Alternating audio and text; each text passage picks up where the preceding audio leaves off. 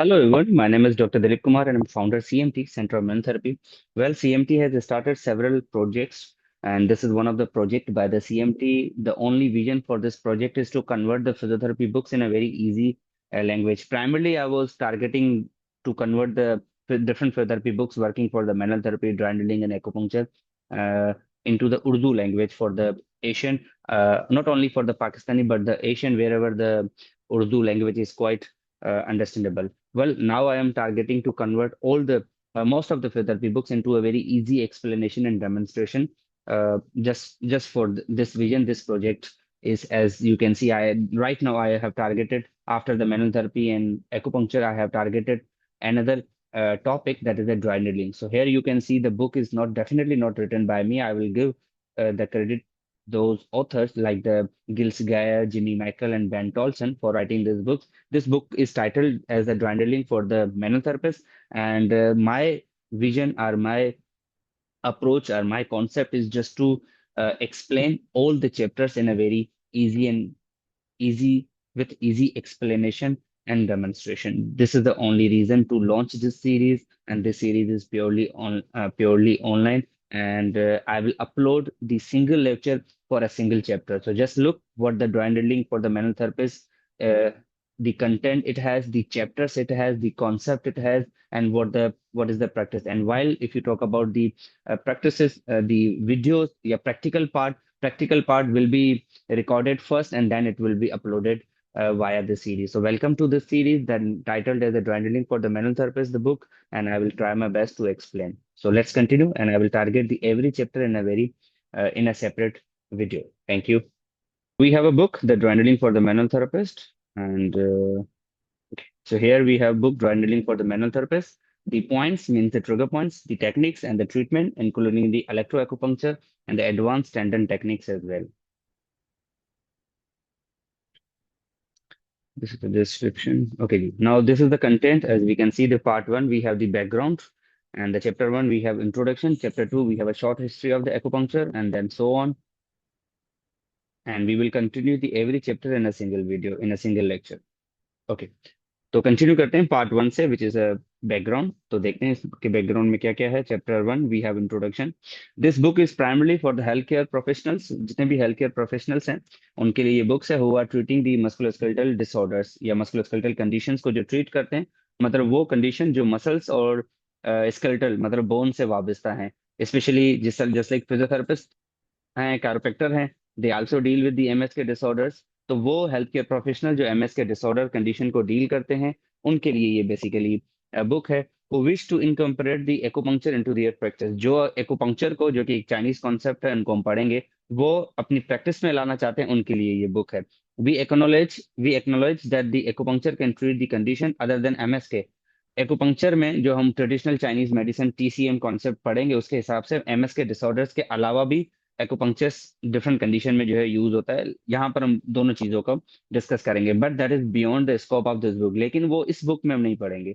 Right मतलब acupuncture MSK को deal करता है जो कि हम सब इस बुक में पढ़ेंगे लेकिन एक्यूपंक्चर एमएसके के अलावा भी जो है कंडीशन को डील करता है जो कि डेफिनेटली एक्यूपंक्चर की किसी बुक्स में पढ़ाया जाता होगा so the physical therapist as a physical therapist we see many MSK problem in our clinic practice in our clinic setups which makes them ideal candidate to incorporate the acupuncture into their practice तो इस तरह की बहुत सारी as a physiotherapist MSK की condition होती हैं जिनमें एक्यूपंक्चर को इस्तेमाल किया जा सकता है so the MSK problem of the various types are often the most common reason for a patient to seeking the care from the acupuncturist तो एमएसके की बहुत सारी ऐसी प्रॉब्लम्स हैं जो पेशेंट्स को डिफिकल्टी पेशेंट्स में होती है या मेन रीजंस होता है एमएसके प्रॉब्लम जो पेशेंट्स को नॉर्मली एक्यूपंक्चर्स की तरफ मूव ऑन का सोचते हैं कि भाई अब हमें एक्यूपंक्चर करानी चाहिए because we are facing some problem so it represent basically the one third to one half of the all the visit जितने भी विजिट्स होते हैं उसका जो तीसरा हिस्सा है उनमें ज्यादातर एम मतलब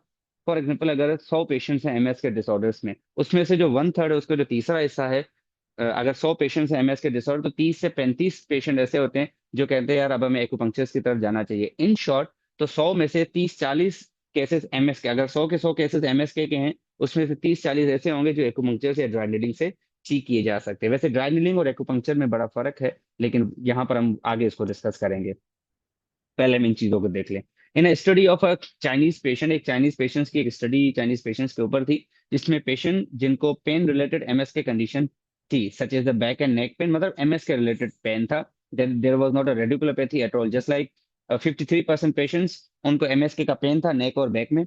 आर्थराइटिस का पेन था, वो भी एमएस के रिलेटेड होता है because there is no radiculopathy. Neurological complaint थी such as the post stroke rehab, मतलब स्ट्रोक तो न्यूरोलॉजिकल है, स्ट्रोक में हम उसकी बात नहीं करें, लेकिन पोस्ट स्ट्रोक रिहैब की बात हो रही है, स्ट्रोक जब रिकवर हो जाता है। And then facial paresis too, facial paresis में भी वो एक, अगर फेशियल पैरासिस है, पैरालिसिस हुआ फेशियल नर्व की वजह से, उसके बाद जो मसल वीकनेस हो गई, मसल पैरालाइज्ड हो गए, उनके ऊपर वो 23% थे, और वेट लॉस के 10% केसेस थे। तो इस तरह करके in UK, United kingdom, acupuncture जो है यूज की जाती है 84% of the chronic pain clinic जितने भी होते हैं उनमें से 84% में एक्यूपंक्चर यूज की जाती है बहरहाल। So the acupuncture has become the more accepted by the western medicine over the last 30 years, and it definitely has exponential growth in their practice worldwide। मतलब एक्यूपंक्चर जो पहले सिर्फ एक चाइना या जापान वगैरह की तरफ, इन ममालिक में वो प्रैक्टिस करते थे, अब वो थोड़ा सा वेस्ट की तरफ भी आ गया है, और अब यूरोप की तरफ, उसके बाद अब एशिया में भी प्रैक्टिस होने लगी है। As a practice of acupuncture has grown, जैसे जैसे एक्यूपंक्चर की जो ग्रोथ है, जो प्रैक्टिस है एक्यूपंक्चर की, वो ग्रो बढ़ती जा रही है, इन शॉर्ट मतलब उसका इस्तेमाल बढ़ता जा रहा है। So too has the evidence base as well, तो जाहिर सी बात है जितनी ज्यादा ममालिक में प्रैक्टिस होंगी, लोग ज्यादा ज्यादा एविडेंस के पीछे भागेंगे। ऑब्वियसली जहां पर ज्यादा प्रैक्टिस होगी उनके ऊपर एविडेंसेस निकलेंगे, रिसर्च होंगी, आर्टिकल छपेंगे वगैरह। So the advantage of the using acupuncture are the well documented. अब जो एक्यूपंक्चर इस्तेमाल हो रही है, डेफिनेटली पहले भी डॉक्यूमेंटेड थी, अब जाहिर सी बात है ज्यादा इस्तेमाल है तो ज्यादा उसके एविडेंसेस हैं, तो ज्यादा उसके आर्टिकल्स और लिटरेचर्स हैं। And it also include an immediate reduction in local referred and wide spread pain. तो अब उसके जो इफेक्ट्स हैं, so it can give you immediate reduction in local pain, pattern pain, या वाइड स्प्रेड रेफर्ड पेन, या wide spread pain. That is restoration of the range of motion को भी ये रेस्टोर करती है। And then muscle activation pattern, muscles की जो muscles हैं उनकी एक्टिवेशन में भी हेल्प करती है acupuncture. And finally the normalization of the immediate chemical involvement of acute myofascial trigger point pain. अगर ट्रिगर पॉइंट पेन है तो उनको इमीडिएटली सॉर्ट आउट करना, नॉर्मलाइज करना, ये भी तो ये एक रिसर्च थी, उसके ऊपर से ये चार इफेक्ट्स थे एक्यूपंक्चर के। So as well as the well-documented effect, the acupuncture can have the simultaneous widespread effects as well. Well, acupuncture as a part of the manual therapy, acupuncture को as a part of manual therapy भी अब consider किया जाता है, because definitely we do it manually. However, it is a invasive, physiotherapy में invasive practices नहीं होती, लेकिन acupuncture as a part of the manual therapy is rarely a stand-alone procedure, and it should be the part of the broader physical therapy approach. Well, other approaches, बाकी दूसरी जो approaches हैं जिसमें क्या क्या आता है, सॉफ्ट टिश्यू मोबिलाइजेशन जो मैनुअल थेरेपी में करते हैं, manipulation, therapeutic exercises and functional retraining. They also should be in combination with acupuncture. मतलब acupuncture can also be used as a solo, but acupuncture can also be conjoined with the other therapeutic approaches too. For example, the after the deactivation of myofascial trigger point, जब myofascial जो trigger points है उनकी deactivation के बाद, patient should be educated in appropriate self care technique, which may include specific stretches। मतलब अगर आपने मायोफिशियल trigger point को डीएक्टिवेट कर दिया एक्यूपंक्चर के साथ, उसको आप उसको गाइड करते हो कि अब आप स्ट्रेचेस भी उस मसल की करा सकते हो जिस मसल की एक्यूपंक्चर या ड्रैंडलिंग हुई है। तो ये क्या हुआ, आपने दो अप्रोचेस को मिला दिया। हालांकि एक्यूपंक्चर में स्ट्रेचेस नहीं आते, लेकिन आप दो चीजों को मिला रहे हो। या आप उसको कहते हो कि जिस तरह हम सॉफ्ट टिश्यू मोबिलाइजेशन करते हैं, तो मैनिपुलेशन परफॉर्म करते हैं, तो उसके बाद भी हम कोई थेरेपी गाइड करते हैं। इन शॉर्ट, एक्यूपंक्चर के साथ अब ड्रैंडलिंग आपने परफॉर्म की, उसके बाद अगर उसको सोरनेस हो रही है, पेन हो रहा है, तो इसके साथ साथ आप चीजें बाकी भी गाइड कर सकते हो। So you can use the acupuncture as a solo, although you can also use the acupuncture along with the other approaches too. So as the epitome of the acupuncture has grown, so definitely now the varying standard of training program workshops वगैरह भी acupuncture के ऊपर आ गए हैं। Now the requirement for the acupuncture training की जो requirement है वो भी definitely बढ़ती जा रही है, और वो वेरी करती जा रही है considerable। Broadly speaking, there are the two main training routes for the acupuncture। या तो दो तरीके हैं किसी भी थेरेपी को सीखने के लिए, या तो एक इन पर्सन ट्रेनिंग जिस तरह होती है, या जो कोर्सेस होते हैं। मतलब इन पर्सन ट्रेनिंग या कोर्सेज से मुराद या तो बैचलर की डिग्री जो कि 4 साल है, जैसे फिजियोथेरेपी है 4 साल है, कुछ कंट्रीज में 5 5 साल भी है, या उसके शॉर्ट कोर्सेज भी होते हैं। इसी तरह एक्यूपंक्चर भी है।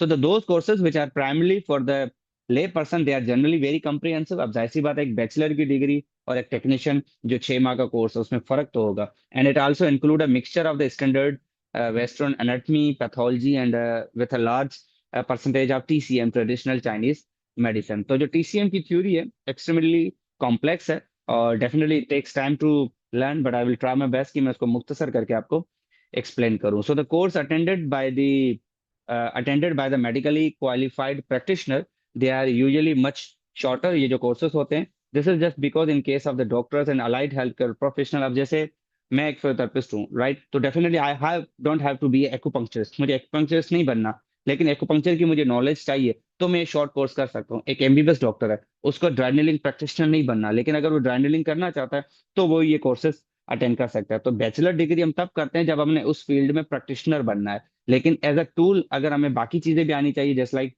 मुझे मैनिपुलेशंस की टेक्निक सीखनी है तो I can learn from the courses, इस तरह करके। Okay, so here are the some researches as you can C.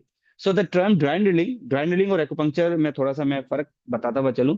Acupuncture काफी वाइड है, काफी ब्रॉड ब्रॉड है, और जो ड्राइनलिंग है वो बड़ी स्पेसिफिक है। ड्राइनलिंग ज्यादातर मस्कुलोस्केलेटल कंडीशन को डील करती है, वो रेडिकुलोपैथीज में इतना इफेक्ट नहीं होता उसका। लेकिन जो एक्यूपंक्चर है वो न्यूरल कंपोनेंट में भी। तो acupuncture is the treatment of a pain encompasses much more than simply the dry needling. Dry needling सिर्फ सिंपल है, उससे एक्यूपंक्चर बहुत सारी कॉम्प्लेक्स है, because it works on the channel, it works on the energy, जो कि हम आगे डिस्कस करेंगे सेकंड चैप्टर के ऊपर।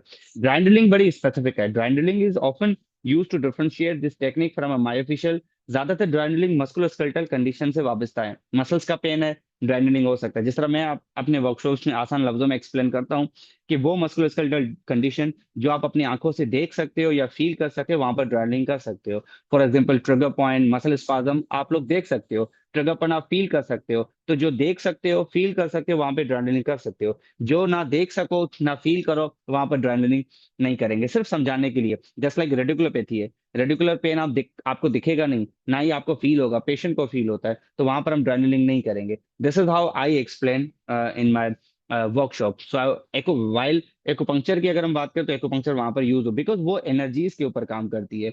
एनर्जी चैनल्स जो कि थ्रू आउट जो रेडिकुलर पेन में भी होंगे और सोमेटिक पेन में भी होंगे। So many acupuncturist, so the term dry needling, word हमें ड्राइनलिंग ही बता रहा है कि वो एक नीडल्स उसमें यूज होता है। और this definitely use the technique that differentiate from the myofascial trigger point injection। myofascial trigger points injections basically different है, लेकिन मैं सिर्फ एक्सप्लेन कर रहा हूँ। They are performed with wide variety of injectable, such as किसी ड्रग के साथ आप दे रहे हो, प्रोकेन, लिडोकेन जो कि एनाल्जेसिक्स हैं, या कोई अदर लोकल एनाल्जेसिक आपने दे दिया। जस्ट लाइक इलेक्ट्रोनेडलिंग है। अब इलेक्ट्रोनेडलिंग में क्या है, इलेक्ट्रिकल करंट को आप ड्राइनलिंग के साथ मिला रहे हो, तो वो सोलो के तौर पे ड्राइनलिंग नहीं है। So the many acupuncture see the use of the so called dry needling एक वेस्टर्न मेडिकल एक्यूपंक्चर के तौर पे उनको देखते हैं, and they are definitely as an infringement of the rights of the traditional acupuncture practitioner. Ultimately वो काफी different है, तो आप दोनों को कंपेयर ना करें, right. I would suggest dry needling is far different.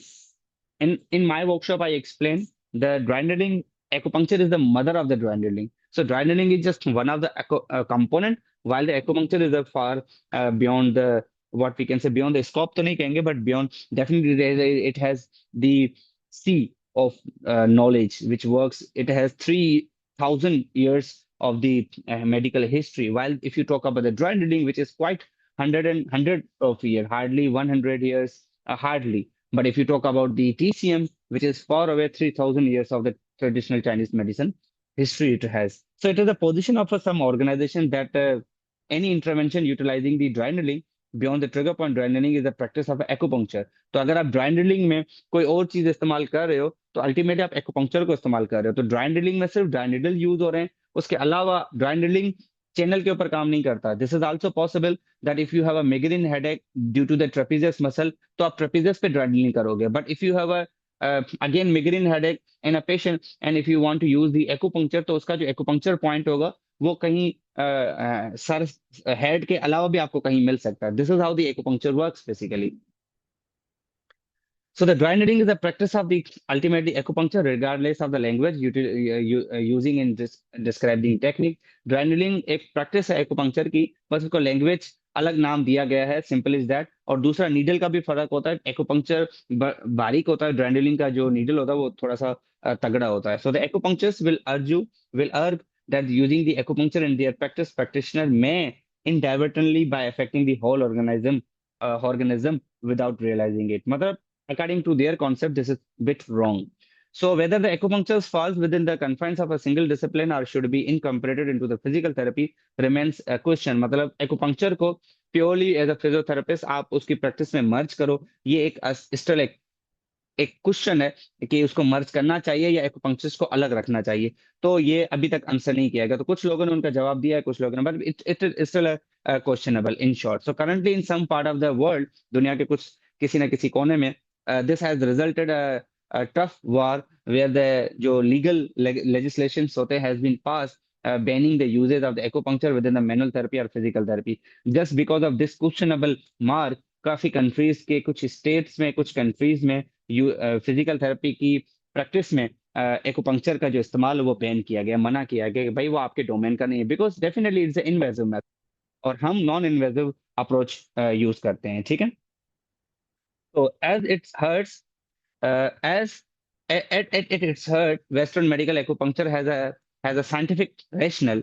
Acupuncture training program जो है must provide the student with their sufficient knowledge to communicate with the science and the theories underlying the acupuncture in conventional medical language. So the resistance to the implementation of broad integrative clinical training has encouraged the other professions as well, such as medicine, chiropractors, and physical therapy, to include the acupuncture in their scope of the practice just because of as a tool. Just like mechanic के पास जब गाड़ी जाती है ना, तो एक tool के साथ अगर उसका नट स्क्रू नहीं खुल रहा तो वो दूसरा टूल यूज करेगा जो कि उसके लिए नहीं बना, उस नट के लिए नहीं बना, लेकिन he will try in using different angle, just like the acupuncture is.